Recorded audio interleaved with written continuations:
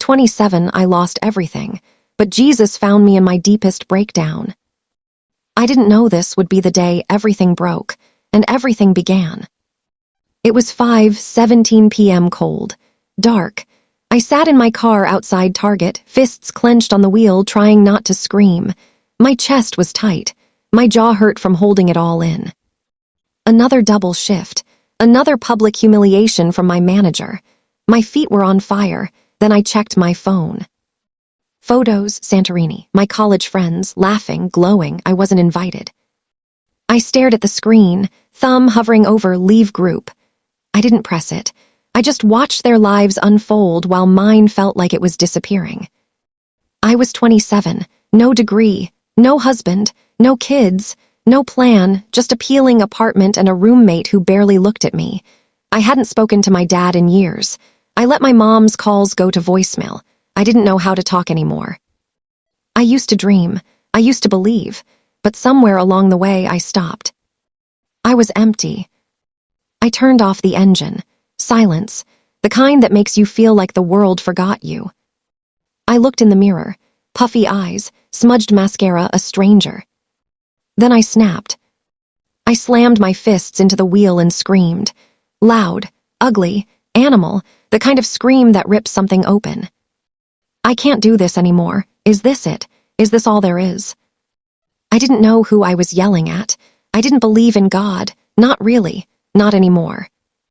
But in that moment, I wasn't strong. I wasn't proud. I was just broken. And that's when everything started to change. The next morning, I woke up with my phone still in my hand and a dull ache behind my eyes. I hadn't meant to fall asleep in my work uniform, but exhaustion doesn't ask for permission. I opened Instagram without thinking. First post, Jasmine's engagement photos. Her caption read, "He proposed in Paris. I said yes to forever ring sparkles." I stared at the screen, blinking. Jasmine was my best friend in college. We used to talk about getting married on the same weekend, raising our kids together, even starting a podcast. But somewhere between her promotion and my third job in retail, she stopped calling. I wasn't even invited to the engagement party. I clicked into our group chat, me, Jasmine, Torai, and Bri. We used to call ourselves the Four Walls. I guess I was the cracked one now. The chat was full of messages from last night. Apparently, they'd all gone out to celebrate. No one thought to text me, not even a "you okay?" I typed, "Wow, thanks for the invite," then deleted it. What was the point? I threw the phone across the bed and stared at the ceiling. I felt like I was disappearing, not dramatically, quietly, like a slow fade no one noticed. That afternoon at work, I tried to shake it off. I clocked in, tied my red apron, and forced a smile. But the ache in my chest wouldn't leave. Around 3 p.m., I was restocking shelves when I heard my name. "Alana, can I see you in the office?" It was my manager, Greg. He always spoke like he was doing you a favor just by acknowledging your existence. I followed him into the back room. He didn't even sit down. "We're letting you go," he said flatly. "You've been late 3 times this month. We need people who can show up." I opened my mouth to explain how my bus was late, how I'd stayed overtime every shift, how I'd covered for 2 coworkers last week. But he was already looking at his phone. "You can grab your things." That was it. No warning, no second chance, just a cold goodbye and a final paycheck that wouldn't even cover rent. I walked out of that store with my head down, heart pounding, and a single thought echoing in my mind. I'm not worth fighting for. Not to my friends, not to my job, not even to myself. And definitely not to God, if he was even real.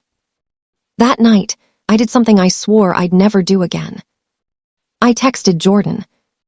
Jordan was the kind of mistake you don't just regret, you carry it like a scar. We dated for 6 months last year. He was charming, successful, and emotionally unavailable in the most intoxicating way. He'd show up at 2 a.m. with flowers and disappear for days without a word. He never called me his girlfriend, never introduced me to his friends, but I kept going back, hoping one day I'd be enough for him to stay. I hadn't spoken to him in 9 months, but that night I was tired of being alone, tired of pretending I didn't want to be held, tired of being invisible. "You up?" I typed. He replied in seconds. 2 hours later, I was sitting in his car outside my apartment. He didn't ask how I was, didn't ask about work, just leaned over, kissed me like nothing had changed, and whispered, "You always feel like home." I wanted to believe him.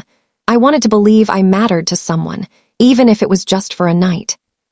But when I woke up the next morning, he was gone. No note, no text, just silence.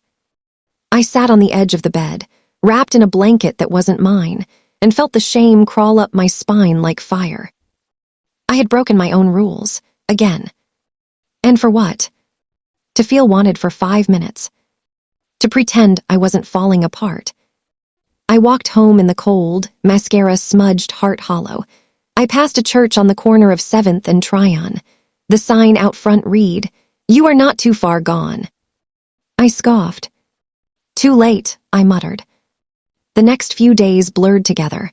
I applied for jobs I didn't want, ate cereal for dinner, ignored my mom's calls. I told myself I was fine, that I didn't need anyone, that I was just going through a rough patch. But the truth was, I was drowning. And no one saw it. Not Tori, who posted Bible verses on her story, but hadn't texted me in weeks. Not Bri, who once cried on my couch after a breakup, but ghosted me the second I stopped being fun. Not even Jasmine, who used to call me her soul sister. I started to believe the lie. Maybe I'm just not worth loving.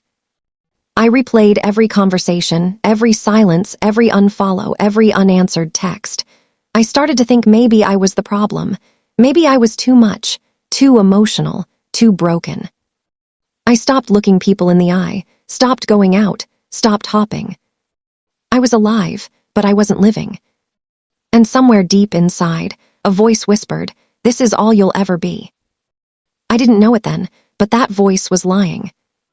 And soon, another voice would speak louder, one I hadn't heard in years. But first, I had to hit the bottom I didn't know existed. It was 8:03 p.m. on a Saturday night. I was curled up on the couch in my apartment, lights off, scrolling through job listings I knew I wouldn't apply for. The silence was thick, too thick. I hadn't spoken to anyone in 3 days, not a single call, not a single text. Then my phone rang. Mom lit up the screen. I stared at it, thumb hovering over the decline button, but something in me hesitated. I hadn't answered her calls in weeks. I didn't want to hear her voice, so full of faith, so sure that God was working it all out. I didn't want to lie to her again. But I answered. "Alana," her voice cracked like she'd been crying. "Yeah," I whispered. "It's your brother, Elijah. He's in trouble." My stomach dropped. Elijah was the golden child, the one who got the scholarship, the one who led worship at church, the one who never messed up. He was the one they never worried about. "What happened?" "He got arrested," she said, voice trembling. "Possession. They found pills in his car. He says they weren't his, but Alana, I don't know what to believe anymore." I sat up straight. "Where is he?" "Downtown. They're holding him overnight." I hadn't seen Elijah in almost a year. We'd grown apart after I stopped going to church. He didn't understand my questions. I didn't understand his certainty, but hearing my mother's voice break like that, it shattered something in me.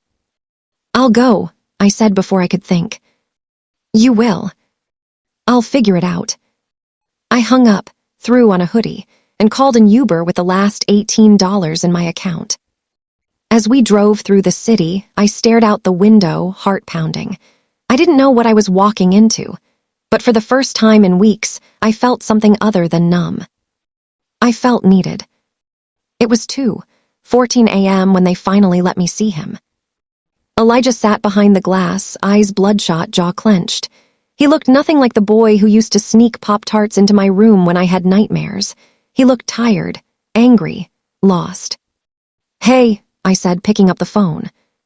He didn't speak at first, just stared at me like I was a ghost. "You came," he finally said. "Yeah, I did." He looked down. "They're saying I had oxy in the car. I didn't, I swear." I nodded. I wanted to believe him, but I also knew what it felt like to lie to everyone and hope they'd still love you. "Why didn't you call Mom?" I asked. He swallowed hard, because I didn't want to see her look at me like I was a disappointment. I felt that, deep. We sat in silence for a moment. Then he looked up at me, eyes glassy. "Alana, do you ever feel like you're just too far gone?" I blinked, my throat tightened. "Every day," I whispered. He nodded slowly. "I thought you had it all together." I laughed bitterly. "I thought you did." That night, something shifted between us.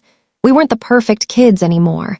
We were just two broken people trying to find our way back. When I got home, I collapsed onto my bed and cried. Not because of Elijah, but because I realized I wasn't the only one falling apart. And maybe, just maybe, I wasn't as alone as I thought. It was 3 days before Thanksgiving, and my mom insisted we all come home. I didn't want to go. I didn't want to sit around a table pretending everything was fine. But Elijah was out on bail, and Mom said he needed us. So I went. The house smelled like cinnamon and sweet potatoes. Gospel music played softly in the background. It should have felt like home, but it didn't. My dad was there too. He hadn't been around much since the divorce. He sat in the corner of the living room, scrolling through his phone like he didn't notice the tension in the air. He barely looked at me. At dinner, Mom tried to pray, but her voice cracked halfway through. Elijah sat beside me, silent. My dad cleared his throat and said, "Let's just eat." Halfway through the meal, he looked up and said, "So, Alana, still working retail?" I froze. The air went still. "No," I said quietly. "I got let go." He nodded like he expected that. "Maybe it's time to think about something more stable." I felt the heat rise in my chest. Like what? Like disappearing when things get hard. The table went silent. "Alana," Mom whispered. But I was already standing. "You don't get to judge me, not when you walked out on all of us." I grabbed my coat and walked out the front door into the freezing night. I stood on the porch, shaking, breath visible in the cold air. I felt like a volcano, rage, grief, shame all bubbling under the surface. And then I whispered, "God, if you're real, why does everything hurt so much?" No answer. Just the wind. But something in me cracked open that night. Not healed, not fixed. Just open. And that was new. The day after Thanksgiving, I woke up to a text that made my stomach drop. From Marcus. "I heard about Elijah. I'm praying for your family. Hope you're okay." Marcus, my ex-husband, the man who once promised to love me through anything, then walked out when life got too heavy. I hadn't heard from him in over a year. Not since the night he packed his bags and said, "I can't carry this anymore." I stared at the message, fingers trembling. I didn't know what made me angrier, the fact that he reached out now, or the fact that a part of me still wanted to reply. I didn't. Instead, I threw my phone across the room and screamed into my pillow. The kind of scream that comes from a place so deep, it doesn't even sound human. I thought I was done with him, but grief has a way of hiding in the cracks, and just when you think you've sealed them shut, it seeps through again. That night I couldn't sleep. I kept replaying the last fight we had, the way he looked at me like I was a burden, the way he said, "You're not the same person I married." He was right, I wasn't. But he never asked why. It was a Sunday, cold, gray, the kind of day that makes you feel like the world is holding its breath. I hadn't left the apartment in 2 days. I hadn't showered. I hadn't eaten anything but dry cereal and a slice of cold pizza. My hair was matted. My eyes were hollow. I looked like a ghost. I stood in front of the bathroom mirror and stared at myself. Who was this woman? I used to be vibrant. I used to laugh so hard I'd cry. I used to dance in the kitchen while cooking dinner. I used to believe in love, in purpose, in something bigger than myself. Now I was just surviving. I picked up my makeup bag and dumped it into the sink. Lipsticks, brushes, foundation, all of it scattered like broken pieces of a life I no longer lived. I grabbed the scissors from the drawer, and I cut my hair. Chunk by chunk, No plan, no mirror, just raw instinct. When I was done, I looked up. I didn't look better, I looked wrecked. But for the first time in weeks, I felt something shift. Not healing, not hope. Just honesty. And maybe that was a start. I was walking out of the laundromat with a basket of damp clothes when I heard someone call my name. Alana. I turned. It was Tasha. We hadn't spoken since high school. Back then, she was the quiet girl who always sat in the back of the classroom, sketching in her notebook. We weren't close, but we shared a few laughs, a few secrets, a few late-night phone calls about boys and dreams. Now she stood in front of me, holding a toddler on her hip and a bag of groceries in her other hand. "Wow," she said, eyes wide. "You look different." I forced a smile. "Yeah, life's been a lot." She nodded slowly. "I get that." We stood there in awkward silence until her daughter tugged at her sleeve. "Listen," Tasha said, shifting the child to her other hip. "I'm hosting a women's night at my place this Friday. Just a few girls. Food, music, no pressure, you should come." I almost said no. I wanted to say no. But something in her eyes, something kind, something familiar, made me pause. "Okay," I said, "maybe." She smiled. "I'll text you the address." Tasha's apartment was warm and full of laughter. Women sat on the floor with plates of food, candles flickered on every surface, and soft worship music played in the background. I felt out of place the second I walked in. They were all so put together, smiling, glowing, talking about their kids, their husbands, their Bible studies. I stood near the door, clutching a cup of ginger ale, trying not to bolt. Tasha came over and hugged me. "I'm so glad you came." I nodded, forcing a smile. Then someone asked, "So, Alana, what do you do?" I froze. What did I do? I used to write, I used to dream, I used to be someone. Now I was just surviving. "I'm between jobs," I said quickly, "just figuring things out." They nodded politely, but I saw it, the flicker of pity, the subtle shift in their eyes. I excused myself and went to the bathroom. I locked the door, sat on the edge of the tub, and let the tears fall. I didn't belong here. Not with these women, not in this room, not in this life. I pulled out my phone and opened Instagram. Jasmine had posted another photo, her in a white dress, twirling under fairy lights. The caption read, "God's timing is perfect." I wanted to scream. What about my timing? What about my prayers? What about all the nights I cried myself to sleep? I stared at my reflection in the bathroom mirror. And for the first time, I said it out loud. "I hate you, God. If you're even there, I hate you." The words echoed in the silence. And yet the room didn't shatter. The earth didn't open. Lightning didn't strike. Just silence. But it wasn't empty. It was waiting. And I didn't know it yet, but that night in that bathroom, I had finally told the truth. And heaven was listening. It was a Sunday morning, 9:12 a.m., and I was sitting on the edge of my bed staring at a crumpled job application. I had just gotten an email from the last place I applied. "We regret to inform you." I didn't even finish reading it. I just let the phone slide from my hand and hit the floor. That was the 5th rejection in 2 weeks. I hadn't paid rent. My roommate, Kayla, had started locking her bedroom door and leaving passive-aggressive notes on the fridge. I couldn't blame her. I was 2 months behind. She had every right to be angry. I walked into the kitchen and found a note taped to the counter. "Alana, I'm sorry. I can't keep covering for you. I'm moving out by Friday. Please respect that." No signature, just silence. I sank to the floor, back against the cabinet, and let my head fall into my hands. I didn't cry. I couldn't. I was past tears, past panic, past pretending. I was numb. I had no job, no money, no friends, no plan. And now, no place to live. I whispered, "God, if you're trying to break me, congratulations." But even that felt empty. 2 days later, I got a call from a temp agency. They had a receptionist job at a law firm downtown. It was part-time, minimum wage, but I said yes before they finished the sentence. I borrowed a blazer from a neighbor and took the bus across town. I arrived 15 minutes early, heart pounding, palms sweating. I needed this. I needed something. The woman who interviewed me, her name was Dana, looked me up and down like I was a stray dog that wandered in from the street.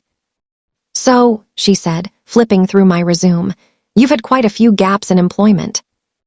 I nodded. "Yes, I've been going through some personal." She cut me off. "We're looking for someone reliable, someone who can handle pressure." I swallowed hard. I've been through a lot, but I'm ready to work." She raised an eyebrow. "You sure you're stable enough for this environment?" That word, stable, hit me like a slap. I forced a smile. "Yes, ma'am." She didn't smile back. I never heard from them again. It was 11:46 p.m. I was sitting on the fire escape outside my apartment, wrapped in a blanket, watching my breath curl into the cold night air. I hadn't eaten all day. I had $2.11 in my bank account. I'd sold my last pair of heels on Facebook Marketplace for gas money I didn't need anymore. I thought about calling my mom, but what would I say? "Hey, remember your strong daughter. She's sleeping on a couch next week." I thought about calling Marcus, but I knew what that would lead to, and I was tired of being someone's second choice.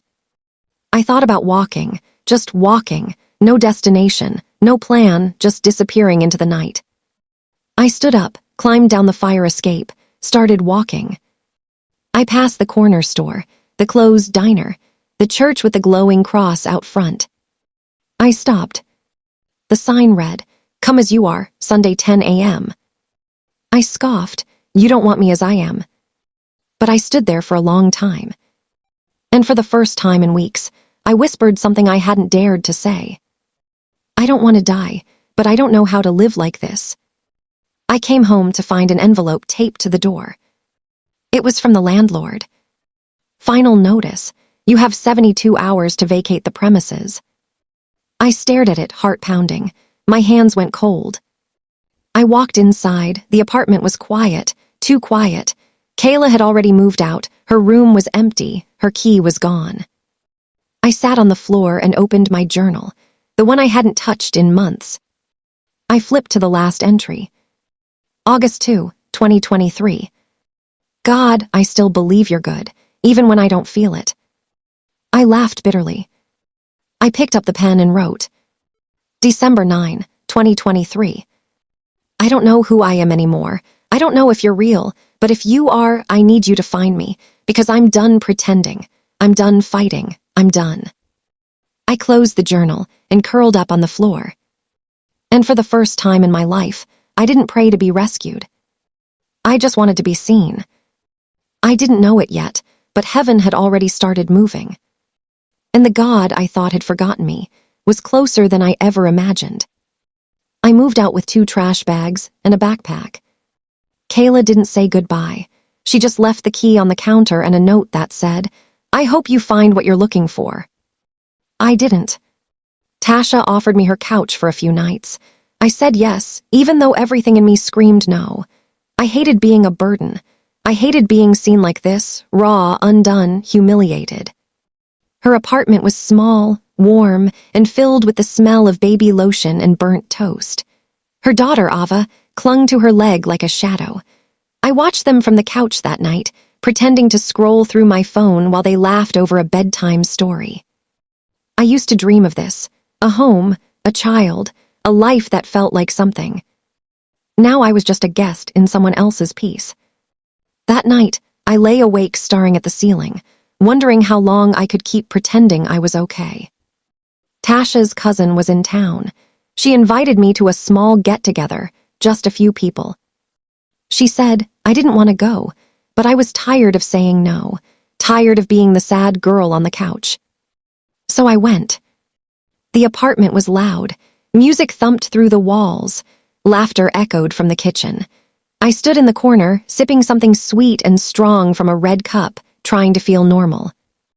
That's when I met him. His name was Darius. He was charming, smooth, and just drunk enough to be dangerous. He asked me questions. He listened. He made me feel seen. I didn't notice how much I drank. I didn't notice how far I drifted from the group. I didn't notice how quiet the room had gotten until it was just him and me. What happened next is blurry. I remember saying no. I remember trying to push him off. I remember the weight, the smell, the silence. And then I remember nothing. I woke up on the bathroom floor. My head throbbed, my body ached. My clothes were torn, my mouth was dry. I crawled to the sink and stared at myself in the mirror. Something was missing. Something had been taken. I didn't cry, I didn't scream. I just sat there numb as the truth settled in like poison. I didn't tell Tasha. I didn't tell anyone. Who would believe me? I had been drinking, I had followed him, I had smiled. I blamed myself. That night, I curled up on the couch and wrapped the blanket around me like armor. I didn't sleep. I didn't move. I just disappeared. I found the pills in Tasha's bathroom cabinet, leftover painkillers from her C-section. I stared at the bottle for a long time. I didn't want to die. I just didn't want to feel. I took one. Then another. Then 3 more. The world slowed down. My thoughts blurred. The ache in my chest dulled. For the first time in days, I felt nothing. And nothing felt like relief. I told Tasha I was fine. I smiled. I helped with dishes. I played with Ava. I laughed at jokes I didn't hear. But inside, I was unraveling.